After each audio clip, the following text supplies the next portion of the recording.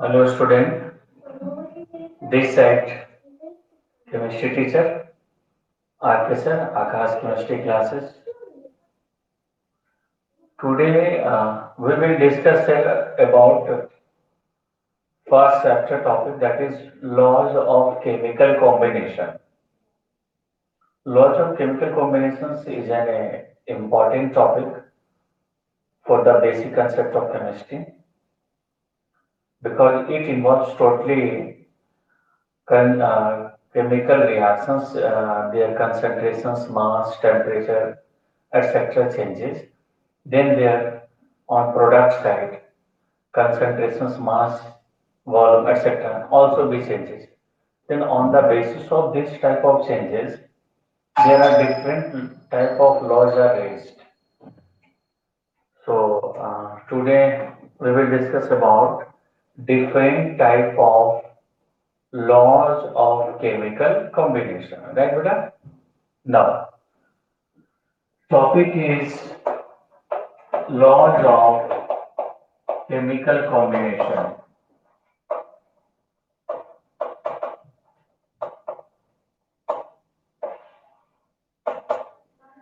In laws of chemical combinations, there are different laws. And first law is what, beta? Law of conservation of mass.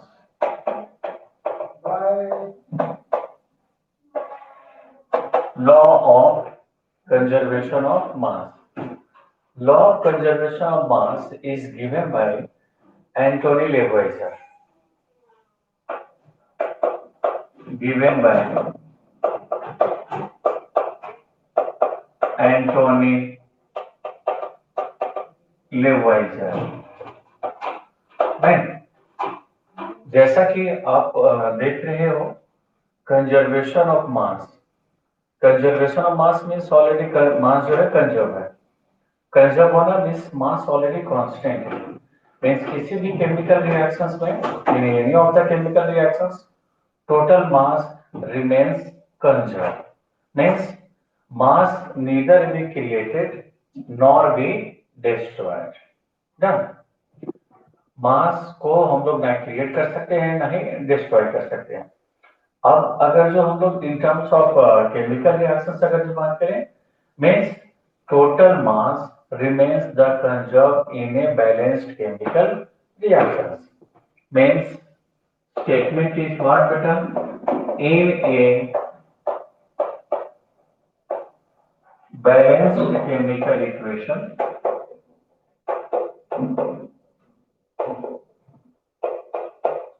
the total mass of a reaction is remains conserved. That is,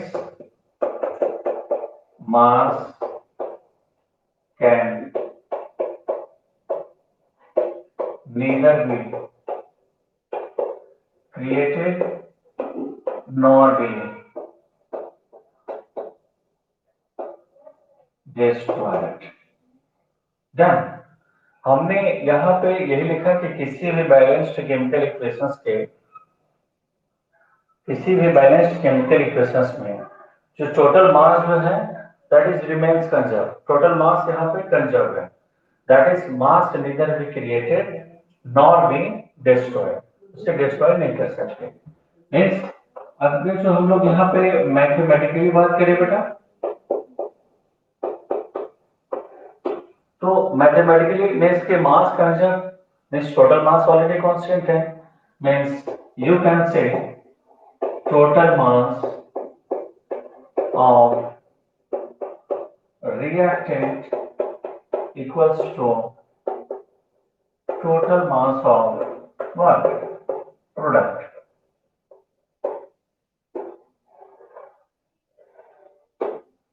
जैसा कि हमने यहाँ पे लिखा था, mass conserve है, means total mass already conserve, means total mass of reactant equal to total mass of product. Done. जैसे example लिए हमने carbon solid plus O2 gas heat किया CO2 गैस। Now this side carbon plus water, that is called what beta? Reactant. This is called reactant, and CO2, that is known as what? Product. In a chemical reactions, left side of the species is always known as reactant because this species collides with each other. That is why known as reactant. And after colliding of the reactant molecules, the compound obtained, that is known as simply what? Product. Hence, left side in a chemical reaction, that is reactant, and right side, that is known as a what? Product. अब यहाँ पे total mass of reactant आप यहाँ पे find out करो। Total mass of reactant, total mass of reactant यहाँ पे देखोगे कार्बन का एटॉमिक मास 12 है, 2 टाइम्स ऑक्सीजन है, 1 ऑक्सीजन की एटॉमिक मास 16 होती है। आप टोटल ऐड करोगे तो 44 U, दैट इज की टोटल मास रिएक्टेंट का यहाँ पे 44 U है। नाउ सिमिलरली यहाँ पे प्रोडक्ट का आप निकालोगे टोटल मास, तो carbon 12 plus 2 into 16, that is equal to 44 U। Now you can see बेटा, आप यहाँ पे देख सकते हो कि टोटल मास यहाँ रिमेन्स कंजर्व है, that is total mass remains conserve, means total mass remains conserve. Means what कि इस बैलेंस्ड केमिकल इक्वेशंस में total mass reactant equal to total mass of product है। मीन्स ये जो रिएक्शंस है ये स्ट्रिक्टली फॉलो कर रहे हैं law of conservation of mass को। Most of the chemical reactions follows law of conservation of mass. Means ये laws of conservation of mass को 100% फॉलो कर रहा है। डन बेटा। अब इसमें क्वेश्चन आपको कैसे पूछेंगे, जैसे कि रिएक्टेंट का मास दे दिया, प्रोडक्ट में कोई दो प्रोडक्ट अगर जो ऑब्टेन हुआ तो एक प्रोडक्ट का देगा और दूसरे का बोलेगा मास क्या है, if it is true for law of conservation of मास। तो ऐसे टाइप ऑफ क्वेश्चंस के लिए जो है सॉल्व करने के लिए ये जो मैंने यहाँ पे लिखा है कि total mass remains conserve, means total mass reactant equal to total mass of product, आप इसको यहाँ पे अप्लाई करो and you can get easily the answer, right. जैसे मैं एग्जांपल ले रहा हूं मैं यहाँ पे, लेकिन इसके पहले मैं पूरा सम बता रहा हूँ। कंजर्वेशन ऑफ मास में हम लोगों ने क्या किया, टोटल मास कंजर्व मींस कि किसी भी केमिकल रिएक्शंस में, any of the chemical reactions, total mass remains conserve means mass neither be created nor be destroyed, ना ही मास को हम क्रिएट कर सकते हैं ना ही डिस्ट्रॉय कर सकते हैं। Done. Means total mass reactant equal to total mass of product है।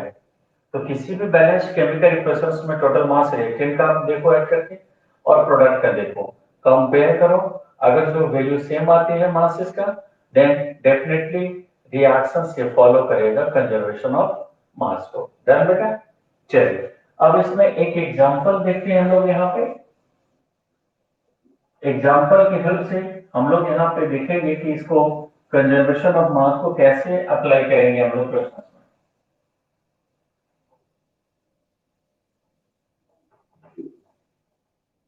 पोटेशियम क्लोरेट कंपाउंड जो है, पोटेशियम क्लोरेट लिया, डिकम्पोज करने अगर जो, तो पोटेशियम क्लोरेट को आप डिकम्पोज करोगे आप यहाँ पे, तो कंपाउंड जो ऑब्टेन होता है KCl plus O2 means balanced. ये एक एग्जांपल लिया हमने, 2 moles KClO3 decompose to give 2 mole KCl solid, this is also solid, plus CO2 gas. ये आपको यहाँ पे केमिकल रिएक्शंस दी हुई है और इस केमिकल रिएक्शंस में रिएक्टेंट का मास यहाँ पे जस्ट सपोज इसकी मास आपको दिया हुआ है 1.98 ग्राम और यहाँ पे KCl का जो मास है ये x ग्राम दे दिया और यहाँ पे जो मास O2 का है ये आपको दे दिया 0.96 ग्राम, 0.96 ग्राम दे दिया। और यहाँ पे मास जो है KCl का x ग्राम दे दिया। बोल रहे हैं क्या कि if it is true for law of conservation of mass, then find the value of x, x की वैल्यू फाइंड आउट करें। यहाँ पे क्वेश्चन आपको दे दिया, रिएक्शंस बैलेंस केमिकल इक्वेशन दे दिया, KCl प्लस O2, रिएक्टेंट के मास दे दिए, प्रोडक्ट में एक का मास x है, सेकेंड प्रोडक्ट का यहाँ पे 0.96 है, और आपसे यहाँ पे पूछ रहे हैं कि find the value of x if it is true for the law of conservation of mass. Then आप यहाँ पे अब क्या करोगे, अप्लाई करो total mass of reactant equal to total mass of product. Total mass reactant और total mass product का यहाँ पे इक्वेट करेंगे।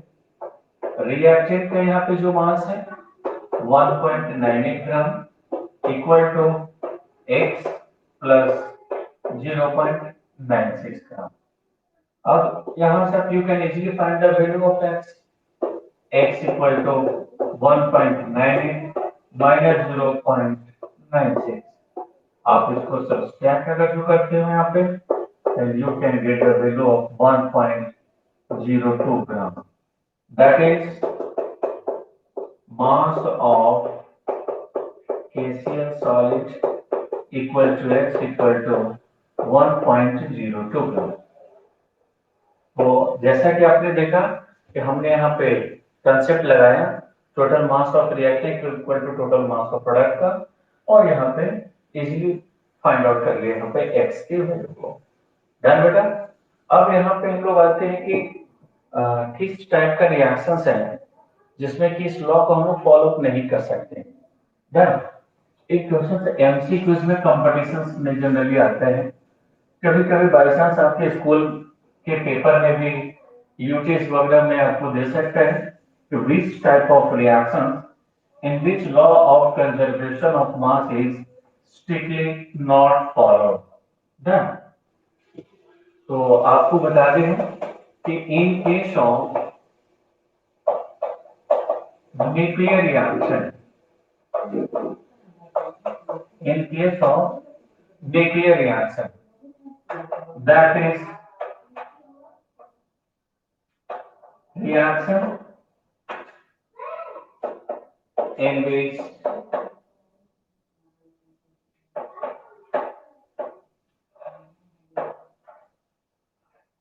radioactive element involved, वो रिएक्शन जिसमें रेडियोएक्टिव एलिमेंट इन्वॉल्व होते हैं, that is known as a nuclear reaction. Radioactive element की प्रॉपर्टी क्या है बेटा, सर्टेन टाइम पीरियड के बाद वो डिसइंटीग्रेट हो जाता है, डिकम्पोज हो जाता है, और वो स्टेबल आइसोटोप में कन्वर्ट हो जाएगा। जब वो स्टेबल आइसोटोप में कन्वर्ट होना मीन्स व्हाट बेटा, वो एटॉमिक मास उसकी चेंज हो गई, मीन्स के मास तो वेरी करेगी, मास वेरी करेगी मीन्स मास तो कंजर्व हुआ नहीं, मास कंजर्व हुआ नहीं means law of conservation of mass को कभी भी वो फॉलो करेगा नहीं। That's why I am determined in case of nuclear reaction, that is reactions in which the radioactive element है ना involved. Law of conservation of mass is not strictly followed because mass of the reactant in there's some amount is converted into energy by using Einstein equation.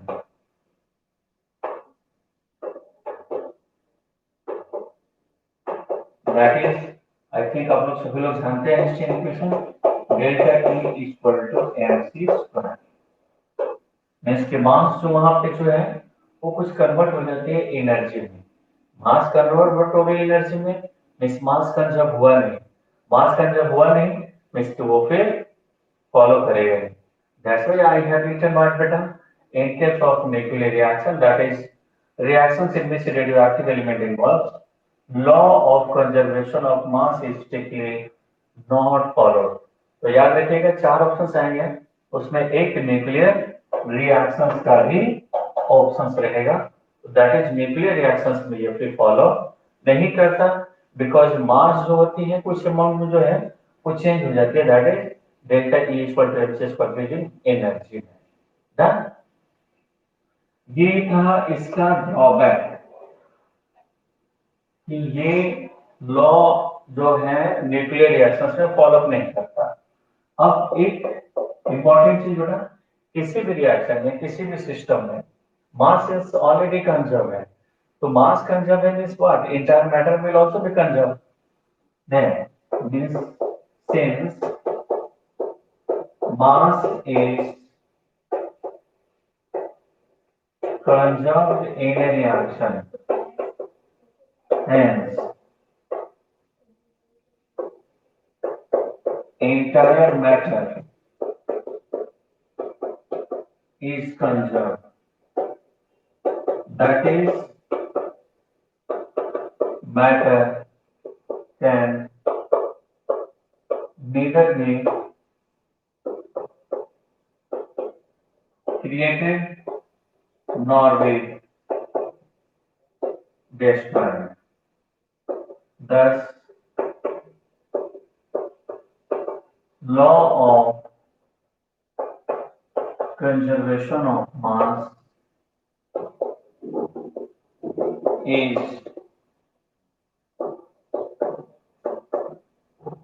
also known as law of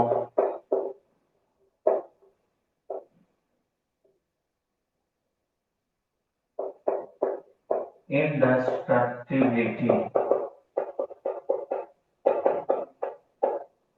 of matter। हमने यही लिखा बेटा कि since मास conserve है reactions के अंदर, जब मास conserve है मींस एंटायर मैटर ही कंजर्व हो गई, दैट इज ये सिस्टम है, इसके मास को मैंने कंजर्व किया मींस के एंटायर ये पूरा मैटर ही जो है वो कंजर्व होगा, मींस कंजर्व हो जाना मैटर का means neither be created nor be destroyed, means that is why this conservation, law of conservation of mass is also known as law of indestructibility of matter, means जिसको destruct नहीं कर सकते ना। ये था law of conservation of mass का complete information जो मैंने आपको दिया। 2 मिनट में रिकैप कर लेते हैं बेटा। Law of conservation of mass that is given by Antoine Lavoisier, right, and the statement is what बेटा, in a balanced chemical equations total mass remains conserved, that is mass neither be created nor be destroyed। इसकी किसी भी balance chemical equations के अंदर मास जो होती है हमेशा कंजर्व होगी, इसे हम नहीं क्रिएट कर सकते हैं नहीं डिस्ट्रॉय कर सकते हैं। मींस मैथमेटिकली अगर जो बात करें मींस टोटल मास जो है remains conserve, remains conserve means total mass of reactant equal to total mass of react product. With the help of this concept, total mass of reactant equal to total mass of product, you can easily find out the either mass of unknown reactant or mass of unknown product if all the other than all the reactant or product have the mass given, then you can easily find out the value of x or anything, right। हमने फिर इसमें आपको ये बताया कि law of conservation of मास जो है वो स्ट्रिक्टली न्यूक्लियर रिएक्शंस के लिए फॉलो नहीं होता। न्यूक्लियर रिएक्शंस के लिए फॉलो इसलिए नहीं होता क्योंकि न्यूक्लियर रिएक्शंस वो रिएक्शंस होते हैं जिसमें रेडियोएक्टिव एलिमेंट इन्वॉल्व होता है, means nuclear reactions are those reactions in which the radioactive elements are involve. और सिंस के रेडियोएक्टिव एलिमेंट्स यहाँ पे इन्वॉल्व है जो एक सर्टेन पीरियड ऑफ टाइम के बाद डिसइंटीग्रेट करके स्टेबल आइसोटोप में कन्वर्ट हो जाते हैं। मीन्स की स्टेबल आइसोटोप में कन्वर्ट होना मतलब मास ऑलरेडी कंजर्व नहीं है, चेंज हो रहा है वो। और जहां पे भी मास चेंज की बात आएगी मीन्स वहां पे ये लॉ फिर फॉलो नहीं होगा, क्योंकि मैंने यहाँ पे लिखा है क्योंकि आइंस्टीन इक्वेशंस के अकॉर्डिंग ये है कि जो मास वहां पे चेंज होती है वो कन्वर्ट हो जाती है एनर्जी में। मास तो चेंज हो गया और वो गया कहाँ, तो एनर्जी में कन्वर्ट हो गया। दैट इज वाई ये लॉ स्ट्रिक्टली न्यूक्लियर रिएक्शंस में फॉलो नहीं होगा। Further last one is what बेटा, मैंने लिखा कि सिंस की system that is compound already conserve है, मीन्स उसकी मास कंजर्व है, मीन्स इंटायर जो मैटर है वो ऑलरेडी कंजर्व हो गई, means matter neither be created nor be destroyed. That is why law of conservation of mass is also known as law of indestructibility of matter. Right बेटा, I hope आप सभी बच्चों को इसीली वे में समझ में आया होगा। नेक्स्ट आपको नेक्स्ट लॉज का हम नेक्स्ट क्लास में इसका पूरा एक्सप्लेन और करेंगे। आप कंटिन्यूस अगर जो आप सारा सीक्वेंस में आप सारे लॉज और टॉपिक के लेवल पहचान आप अगर जो देखना चाहते हैं मेरे चैनल को जरूर सब्सक्राइब कीजिए और लाइक करना नहीं भूलिएगा। जो भी कमेंट्स आप चाहते हैं अगर जो कोई टॉपिक कोई सा भी या न्यूमेरिकल तो आप मेरे जो नीचे जो है चैनल के ऊपर जो कोई मेल आईडी है आप अपने मेल से आप मेल कर दीजिए या फिर व्हाट्सएप नंबर है उसमें व्हाट्सएप नंबर भी मेंशन है 8016364641। आप उस पर भी व्हाट्सएप कर सकते हैं तो फिर आपको इमीडिएटली विद इन 24 आवर्स आपको इसका आंसर यूट्यूब पे डेफिनेटली हम डालेंगे। आई होप तो सबको ये पसंद है। ओके बेटा, थैंक यू।